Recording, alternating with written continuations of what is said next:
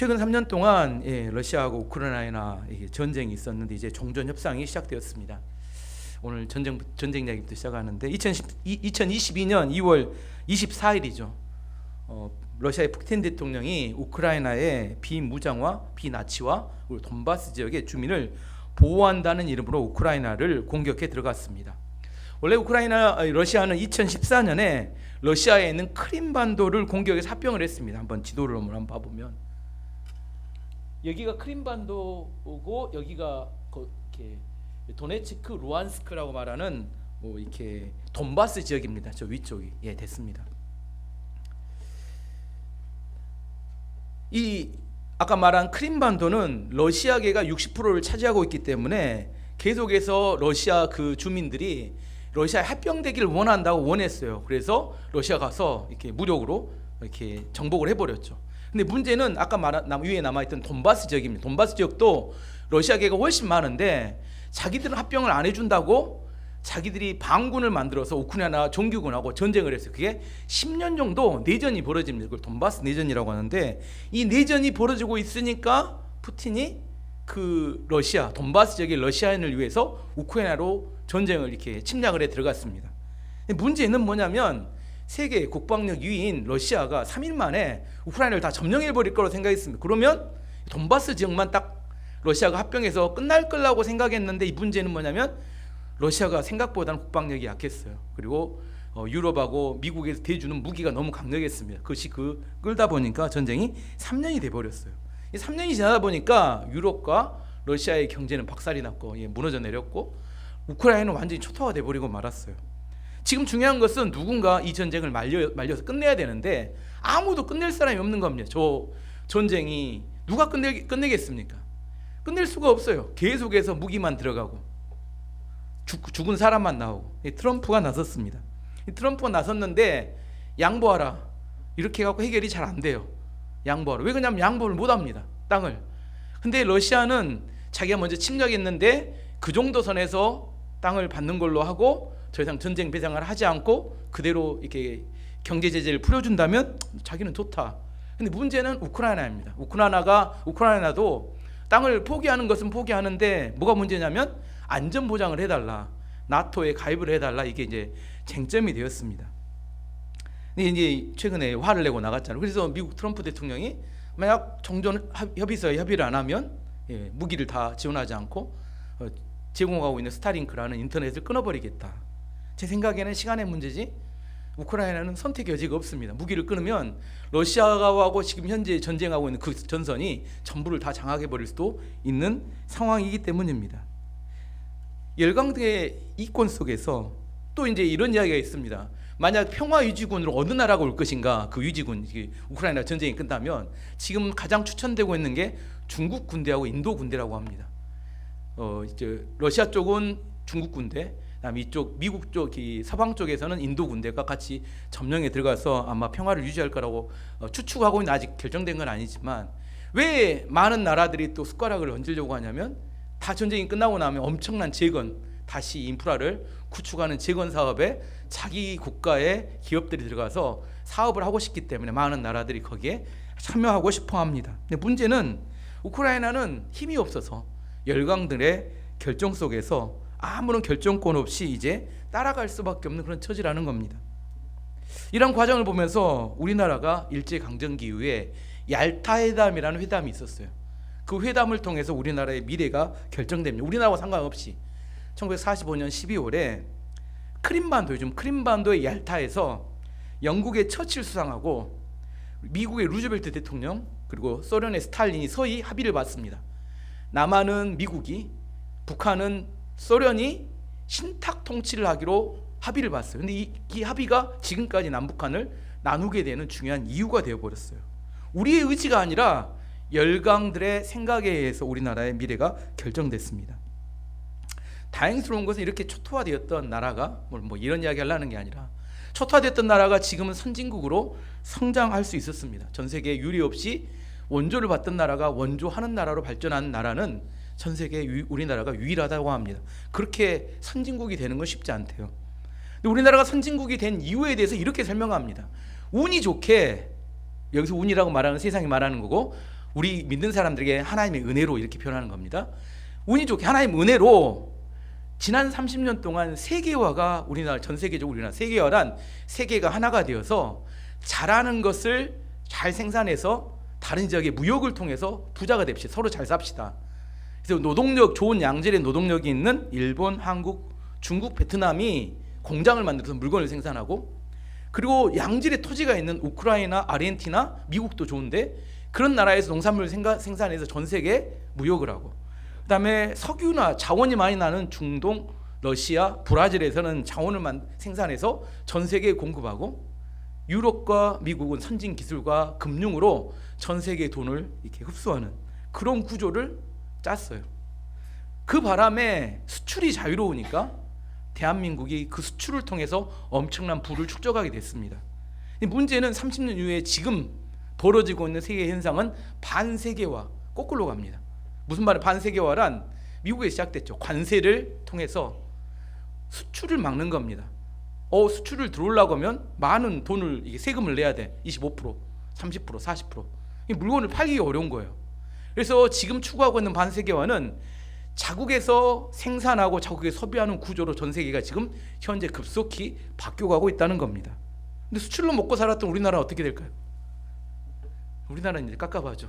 수출을 많이 해야 우리나라가 부자가 되는데 수출길이 이제 점점 지금 시작일 뿐입니다. 반세계화는 앞으로 점점 수출길은 막혀가게 될 겁니다.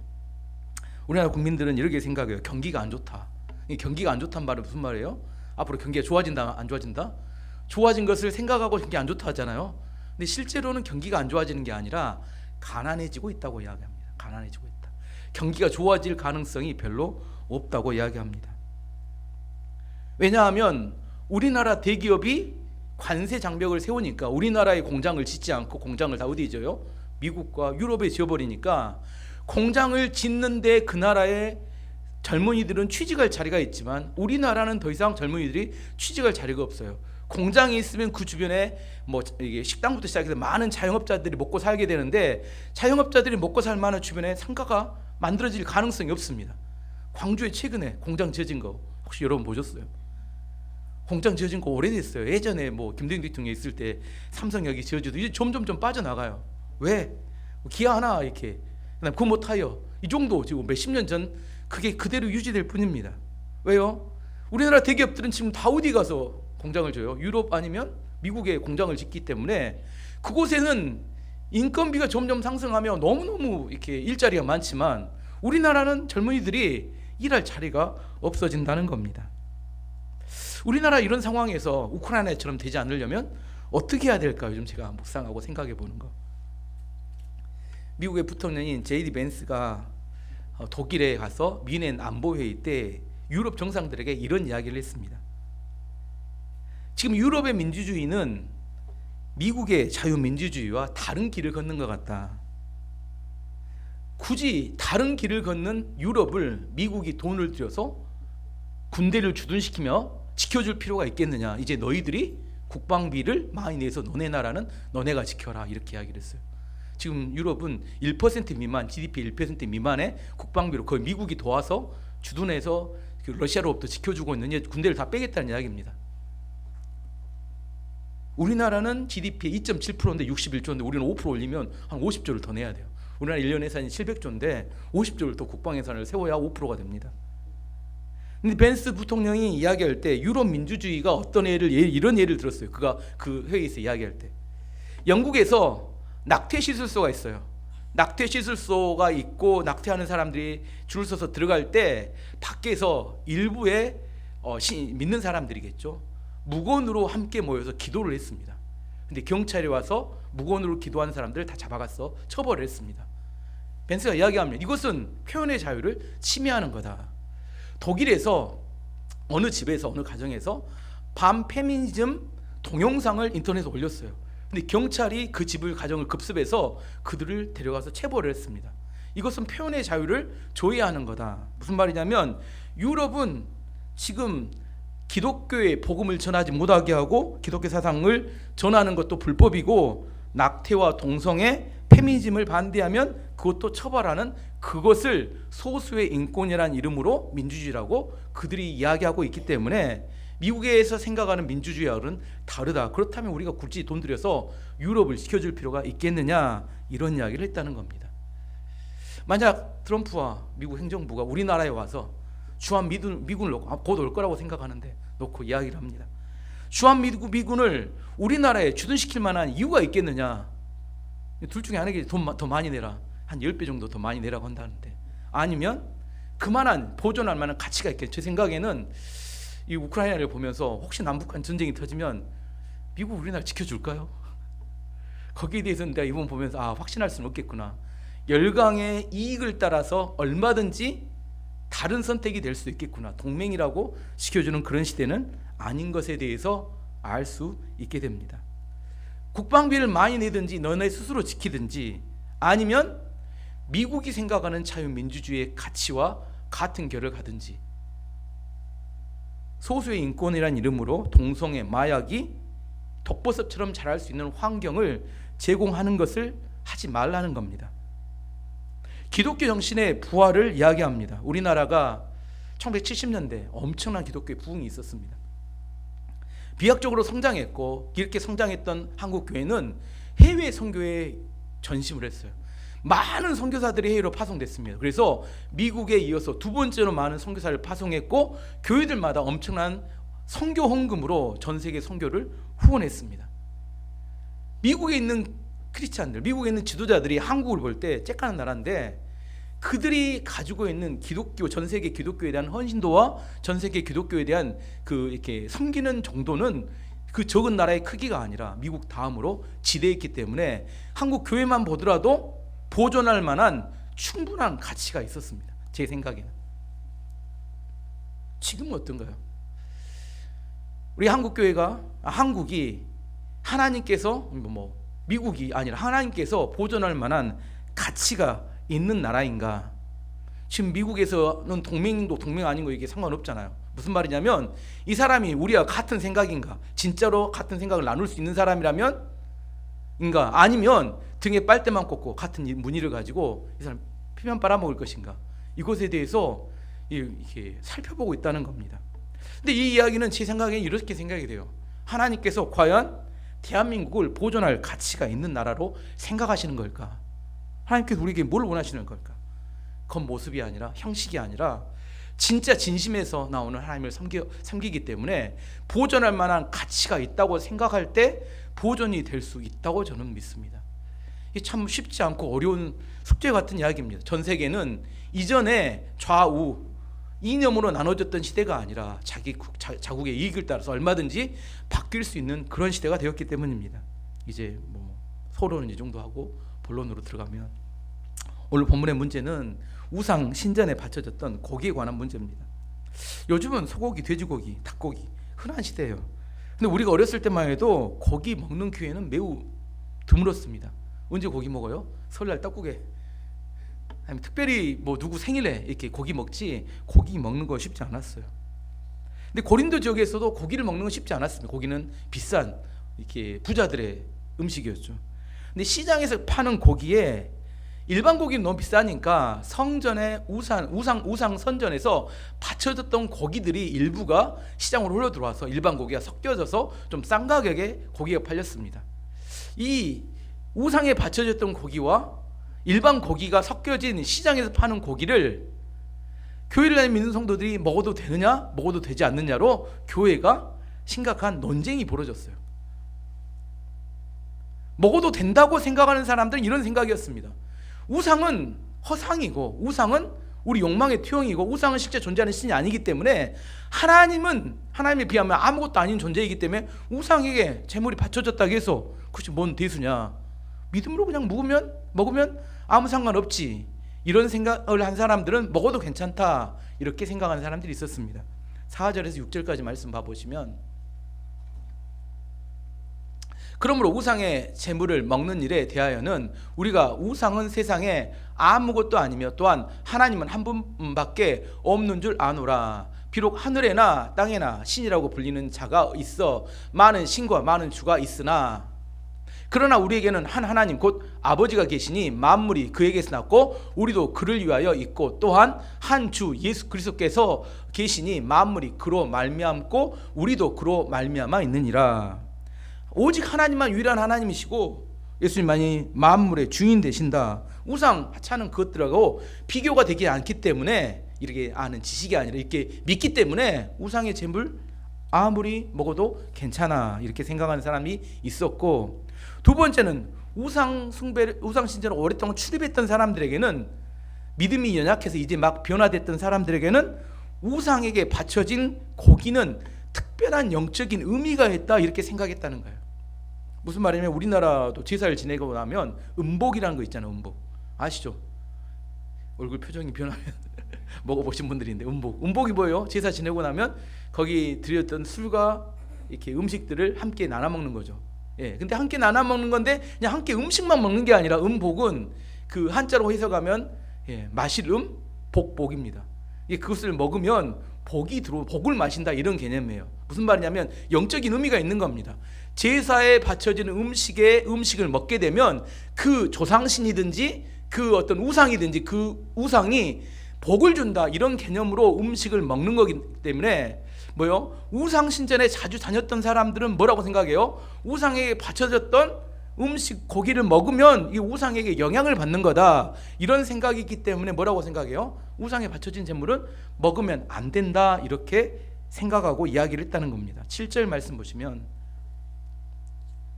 그러나 이 지식은 모든 사람에게 있는 것이 아니므로 어떤 이들은 지금까지 우상에 대한 습관이 있어 우상의 제물로 알고 먹는 거로 그들의 양심이 약하여지고 더러워지느니라. 성도들이 시장에 놀러를 갔어요. 믿음이 좋은 성도들은 뭐예요? 고기 있으면 고기를 먹어도 하나님 꺼리낌이 없어. 근데 그 중에 믿음이 약한 이제 막 신자 된 사람이 갔는데 믿음 좋은 사람이 고기를 먹는 거야. 우상에게 바쳤는지 아는데 자기는. 근데 먹어야 될까 말아야 될까 고민돼요. 자기 마음에는 이게 꺼림칙에. 근데 안 먹으면 뭐라고 생각해요? 저런 믿음이 없는, 이렇게 평가를 할까 봐 모른 척하고 이렇게 한 점 먹습니다. 그리고 나서 뭐라고 해요? 배불러서 오늘 많이 먹고 와서. 그래서 이제 안 먹지만 마음속엔 뭐예요? 먹으면 안 되는데 이런 생각을 하지만 외식을 해서 믿음이 없다고 할까 봐 그냥 조용히 먹는 사람들이 있었다는 겁니다. 그래서 그 사람들 뭐라고요? 믿음이 없는 사람들이다 이렇게 평가 안 받으려고 외식을 했다는 거예요. 그래서 양심이 더러워졌다. 이 문제에 대해서, 이 논쟁에 대해서 사도 바울이 이렇게 그들에게 권면합니다. 8절에 보면, 음식은 우리를 하나님 앞에서 내세우지 못하나니 우리가 먹지 않는다고 해서 더 못 사는 것도 아니고 먹는다고 해서 더 잘 사는 것도 아니니라. 무슨 말이냐면 음식 갖고 너무 고민하지 말라는 겁니다. 먹지 않는다고 해서 못 사는 것도 아니고 먹는다고 해서 잘 사는 것도 아니니까 마음이 꺼림칙하면 먹지 말고, 그다음에 믿음이 있으면 그냥 먹고 사소한 일에 목숨 걸지 말라 그런 이야기입니다. 이걸 이제 적용을 해보면 한국 교회는 다른 나라에 없는 독특한 교리가 하나 있습니다. 그게 뭐예요? 주초금지. 주초금지가 뭐예요? 술과 담배를 금하는 우리 한국 교회만 있는 전통입니다. 교리입니다. 초창기 한국 선교사님, 미국 이게 외국 선교사님들이 한국에 와봤어요. 왔더니 복음을 전해서 사람을 말씀은 없어질 것 같아요. 복음을 전해서 사람들에게 데려다 놨더니 그 사람들이 믿음 생활 시작했는데 술 담배를 하는데 술 담배로 인해서 넘어지고 실조가 더라는 거예요. 그래서 술 담배 하는 실태를 이렇게 파악해 봤더니 주일날 교회 와서 이렇게 잘 차려입고 예배 드릴 때는 너무 믿음도 좋고 사람이 좋아 보여요. 근데 다음날 시장에 봤더니 그 믿음 좋았던 그 사람이 뭐요? 술에 만취해가지고 행패를 부리고 있는 거야. 그리고 사람들 막 굿하고 있어. 특별히 옛날에 집에 가서 아내 때리는 사람이 많았는데 아내를 굿하고 두들겨 패는 거야. 이게 문제구나 저 사람이. 그리고서 교회 성도들을 살펴봤더니 뭐예요? 한두 명이 아니라 대부분의 한국 남자들이 집에서 그러고 있는 거야. 그래서 선교사님들이 생각했어. 한국 사람들은, 한국 민족은 술에 약하구나. 그래서 술하고 담배를 금지하는 것. 만약 그 사람이 진실로 예수 그리스도를 영접했다면 뭐라고요? 술, 담배를 끊는 걸 통해서 변화를 드러내는 것이 좋겠다고 선교사님들이 결정을 했습니다. 그래서 우리 한국 교회는 술, 담배가 성도들에게 금지된 겁니다. 세월이 지나서 요즘은 그래도 술 문화가 우리나라도 많이 좋아졌지만 그럼에도 불구하고 아직도 우리나라는 술을 어떻게 먹어요? 술은 꼭 여자가 나오게 되고 여자가 나오면 또 범죄와 이어지게 되고 술 문화 자체가 좀 이렇게 많이 사람을 무너뜨리고 문화 자체와 사회를 무너뜨리는 그런 구조로 되어 있습니다. 기분 좋을 때까지만 먹고 멈출 수만 있으면 괜찮다고 저는 생각합니다. 근데 기분 좋을 정도로 멈추는 게 아니라 우리나라는 특별히 접대 문화가 워낙에 잘 발달돼서 접대와 수없이 많은 범죄가 연결되고 절제하지 못해서 술에 알코올 중독에 빠져서 고통당하는 사람이 하도 많기 때문에 술이 문제가 되는 경우가 많기 때문에 저는 아직도 술에 대해서 조심해야 되는 민족이라고 생각합니다. 에베소 5장 18절 말씀 보시면 술 취하지 말라 이는 방탕한 것이니 오직 성령으로 충만함을 받으라. 성령 충만보다 술 취한 시간이 많으면 이건 잘못이라고 성경은 이야기하는 겁니다. 교회에 중직자를 세울 때, 귀한 어떤 직분자를 세울 때 기준을 이야기하는 디모데전서 3장 3절에는 이렇게 말합니다. 술을 즐기지 아니하며, 또 어떤 분 이야기해요. 저는 술을 즐기지 문제를 일으키지. 근데 뭐라고 이야기해요? 중직자들은 술을 즐기지 말라 그렇게 술을 즐기다가 뭐 할 수 있기 때문에 하나님의 영광에 가려질 수 있는 그런 사건이 발생할 수 있기 때문에 술을 즐기지 말라 그렇게 이야기합니다. 어쨌든 사도 바울이 우상에 바쳐진 고기를 먹느냐 먹지 않느냐 이 문제보다 더 중요한 문제는 그것을 먹었을 때 나타나게 되는 다른 사람들에 대한 영향력이 어떻게 되는지를 잘 살펴봐야 된다고 이야기합니다. 9절에서 11절까지 말씀 보시면 그런즉 너희가 자유가 믿음이 약한 자들에게 걸려 넘어지게 하는 것이 되지 않도록 조심하라. 지식 있는 내가 우상의 집에 앉아 먹는 것을 누구든지 보면 그 믿음이 약한 자들의 양심이 담력으로도 우상의 재물을 먹게 되지 않겠느냐. 그러면 내 지식으로 그 믿음이 약한 자가 멸망하나니 그는 그리스도께서 위하여 죽으신 형제라. 지식의 문제가 아니라 사랑의 문제다 이렇게 이야기합니다. 위험한 예화일 수 있지만 제가 이야기를 해보면 한국의 신학생들이 많이 미국으로 유학을 갑니다. 미국 신학교를 많이 다녀요. 미국의 신학교 중에 장로 신학교 중에 유명한 게 칼빈 신학교인데 칼빈 신학교 한국 신학생들이 이렇게 그 유학을 갔어요. 근데 수업 시간 중간 시간에 쉬는 시간에 보니까 딱 난관에 교수들이 줄줄이 앉아서 서가지고 뭐예요? 줄담배를 피고 있는 겁니다. 교수들, 신학교 교수들이 아주 믿음이 좋은 교수들이 줄담배를 쭉 피고 있어요. 근데 한국 신학생들이 충격받았죠. 이게 뭔가. 그래서 이제 나중에 신학교 교수들도 그걸 알게 됐습니다. 한국에서는 이렇게 목회자들뿐만 아니라 성도들도 주초가 금지되어 있구나. 근데 그 신학생들이 와서 담배를 피는 모습을 본 것이 충격받았다는 이야기가 교수들에게 들려지자 그들이 모여서 회의를 했습니다. 그리고 어떻게 결정을 내렸냐면 그러면 우리가 담배를 끊읍시다. 그래서 담배를 끊었다고 합니다. 모두 다 한꺼번에. 무엇을 하느냐 하지 않느냐 이게 중요한 게 아니라 그것을 했을 때 다른 사람들에게 어떤 영향을 주는지 그것에 대해서 더 중요하다고 오늘 성경은 이야기하고 있는 겁니다. 우리에게 지식이 있으면 그 지식은 우리를 편하고 자유롭게 합니다. 요한복음 8장 32절 말씀 보시면 없어요. 예. 진리를 알지니 진리가 너희를 자유롭게 하리라. 진리는 어떤 지식은 우리를 자유를 줍니다. 쉽게 예를 들면 이런 겁니다. 우리가 일본어를 공부했어요. 일본어를 열심히 공부하고 일본에 여행 가면 어떻게 돼요? 자유로워집니다. 편하죠. 뭐든지 일본 가면 부담스럽습니다. 영어를 열심히 공부해 영어를 잘하고 난 다음에 어디를 가요? 미국을 가면 영어를 잘하니까 자유롭습니다. 지식은 우리에게 자유를 줍니다. 근데 지식에 문제점이 하나 있어요.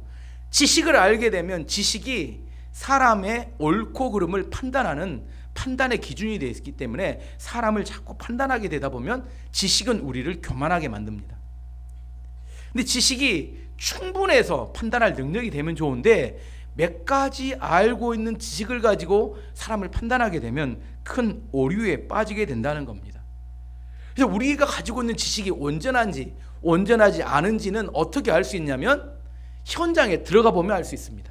예전에 항상 이야기했죠. 롤렉스 시계가 있어요. 이게 진짜인지 가짜인지 어떻게 알 수 있어요? 어디에 집어넣어 보면? 물속에 넣어보면 알 수 있습니다.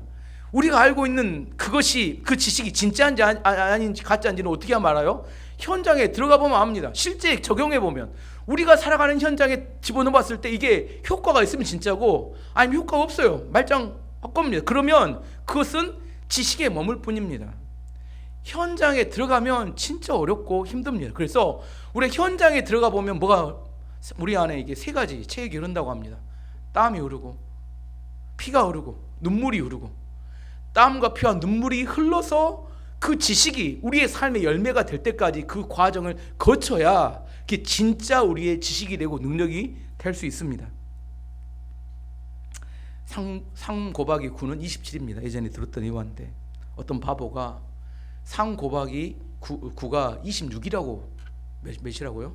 26이라고 확신하고 주장하는 사람이 있었습니다. 어떤 사람이 그날 그 바보와 토론을 했어요. 3구는 몇이냐? 똑똑하게 그 사람은 27이라고 말하죠. 근데 그 사람 바보는 26이라고 계속 우기는 겁니다. 결국 결론이 안 나니까 이 사람들이 골 원님에게 가서 이거 무엇이 맞는지 알아보자고 이렇게 결론을 냈어요. 그래서 골 원님을 찾아갔습니다. 골 원님을 찾아가서 물어봤어요. 3 곱하기 9가 얼마입니까? 그랬더니 원님이 자세히 이야기를 들어보더니 결론을 냈습니다. 27이라고 말한 그 사람 나와 하고 권장 10대를 때리라겠어요. 그리고 돌아갔습니다. 27이라고 했던 사람이 권장을 받고 나서 너무 억울한 것 같아서 다시 따로 이렇게 원님을 찾아갔어요. 원님을 찾아가서 물어봤습니다. 분명 27인데 왜 저에게 권장을 때렸습니까? 그랬더니 이야기하는 거예요. 내가 26이라고 말하는 사람하고 한번 이야기를 해봤더니 그 사람은 바보여서 자기의 틀린 답을 바꿀 만한 그런 사람이 못 되더라. 근데 너는 권장을 맞으면 네 생각을 바꿀 수 있을 것 같아서 너를 때렸다. 너의 잘못은 26이라고 주장하는 바보와 다툰 것이다. 뭐라고요? 너는 생각을 바꿀 수 있는데 그 26이라고 주장하는 그 바보와 왜 다투고 사냐? 냅두지. 26이라고 주장하는 사람 절대 바뀌지 않아요. 언제까지? 현장에 들어가서 그 틀린 답 때문에 큰 손실을 입고 어려움에 빠질 때까지 절대로 그 생각을 바꾸지 않습니다. 오늘 12절 13절 말씀이 우리에게 이렇게 이야기합니다.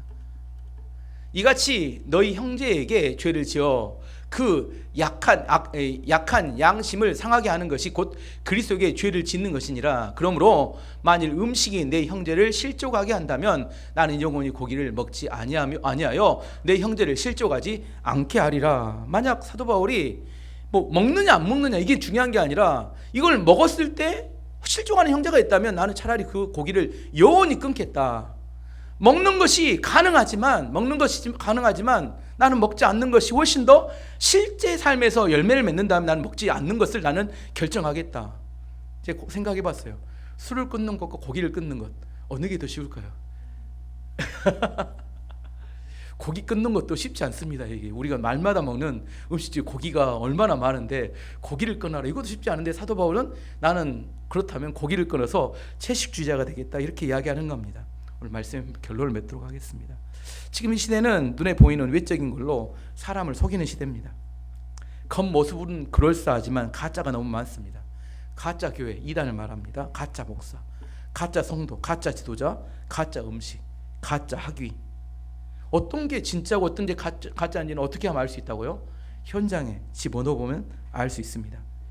하나님께서는 우리에게 뭘 원하시냐면 실제적인 사랑의 관계 안에 있기를 원하십니다. 신명기 11장 13절에서 15절 말씀 보시면 내가 오늘 너희에게 명하는 내 명령을 너희가 만일 청종하고 너희의 하나님 여호와를 사랑하며 마음을 다하고 뜻을 다하여 섬기면 여호와께서 너희의 땅에 이른비 늦은 비를 적당한 때에 내리시리니 너희가 곡식과 포도주와 기름을 얻을 것이요 또 가축을 위하여 들에 풀이 나게 하리니 내가 먹고 배부를 것이니라.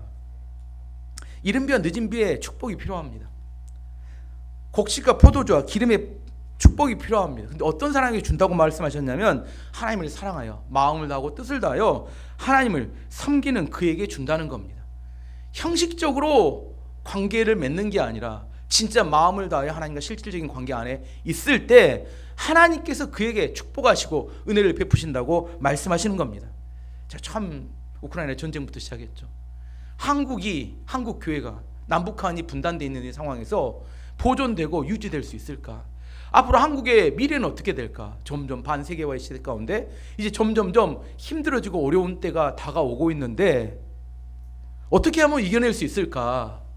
하나님이 우리를 보호하시기로, 우리의 이 땅을 축복하시기로 하나님께서 마음을 어떻게 하면 결정하실 수 있을까?